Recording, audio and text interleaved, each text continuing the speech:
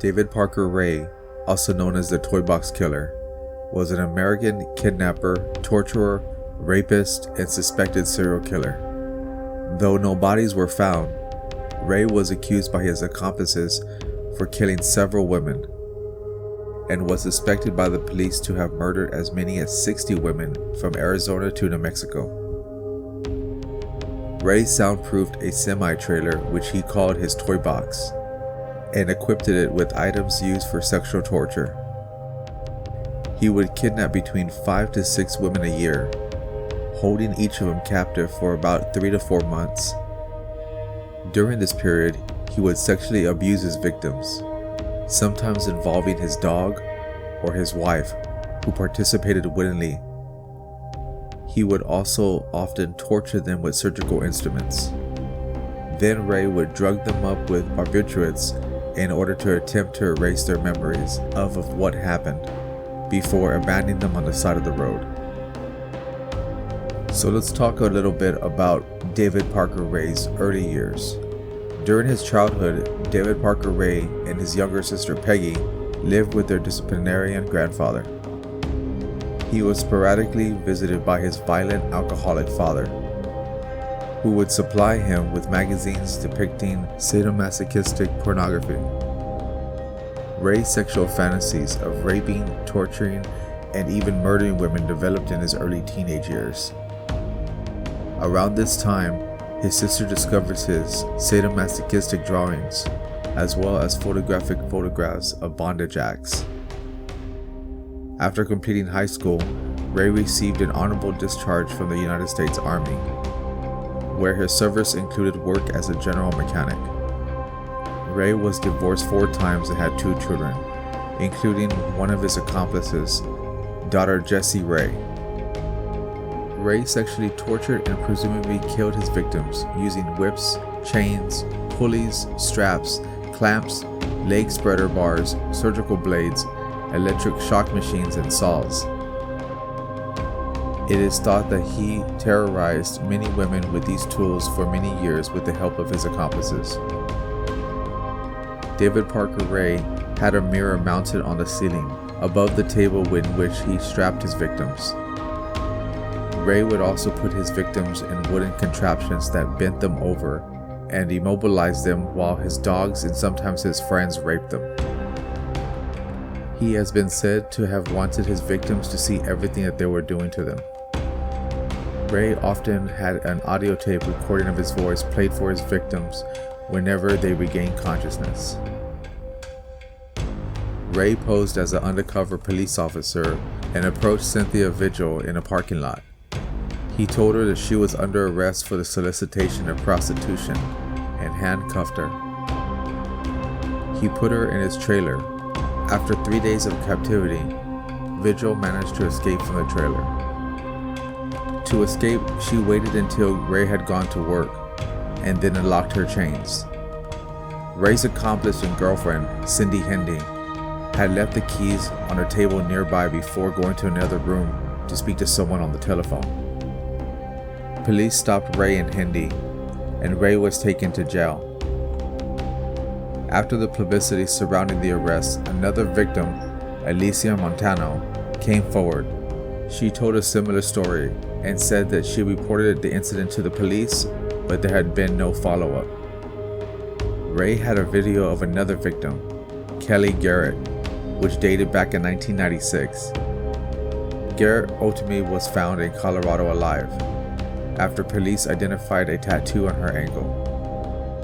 To prevent women from reporting these crimes, Ray had drugged them with agents to induce amnesia. A decision was made to try the cases involving Ray's attacks in 3 trials. One was for his acts against Cynthia Vigil, one was against the act of Alicia Montano, and one against Kelly Garrett. Trial 1 resulted in a mistrial and a retrial, with the conviction in the retrial of all 12 counts. Alicia Montano died before Trial 2, so there was no conviction. In Trial 3, Ray agreed to a plea bargain, in which he was sentenced in 2001 for 224 years in prison for the numerous offenses and the abduction and sexual torture of the 3 women. Ray's daughter, Jessie Ray, was also tried for charges of kidnapping and was sentenced 2.5 years in prison, with the additional 5 years to be served on probation. In 2005, Cindy Hindi, an accomplice who testified against Ray, received a sentence of 36 years for her role in the crimes. She was scheduled to receive parole in 2017. She was released in July the 15th, 2019, after serving the 2 years of her parole in prison.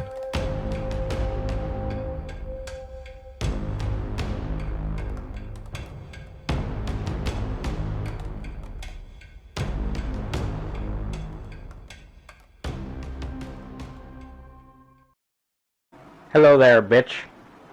Are you comfortable right now? I doubt it.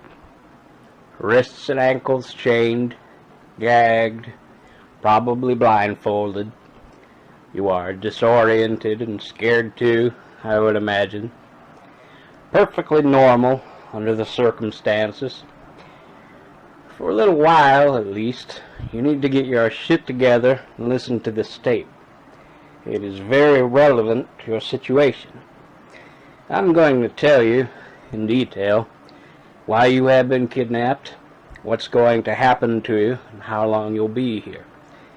I don't know the details of your capture, because this tape is being created July 23rd, 1993, as a general advisory tape for future female captives. The information I'm going to give you is based on my experience dealing with captives over a period of several years. If, at a future date, there are any major changes in our procedures, the tape will be upgraded. Now, you are obviously here against your will. Totally helpless. Don't know where you're at. Don't know what's going to happen to you. You're very scared. Or very pissed off. I'm sure that you've already tried to get your wrists and ankles loose. No, you can't. Now you're just waiting to see what's going to happen next. On May the 28th, 2002, Ray was taken to the Lee County Correctional Facility in Hobbs, New Mexico, to be questioned by the state police. He died of a heart attack before the interrogation even took place.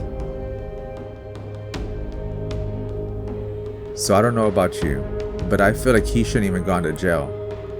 I think the punishment should fit the crime. And that should just not happen to him. That should go for everybody else that took part of this. If you want to hear an audio recording copy of the tape that Ray would present to his victims, you can find it online by Googling it. And I must say, it's very disturbing. So what are your thoughts on the story? Do you think that he deserved going to prison and just dying from a heart attack? Leave your comments and thoughts below.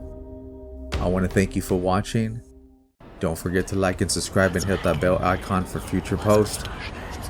And until next time,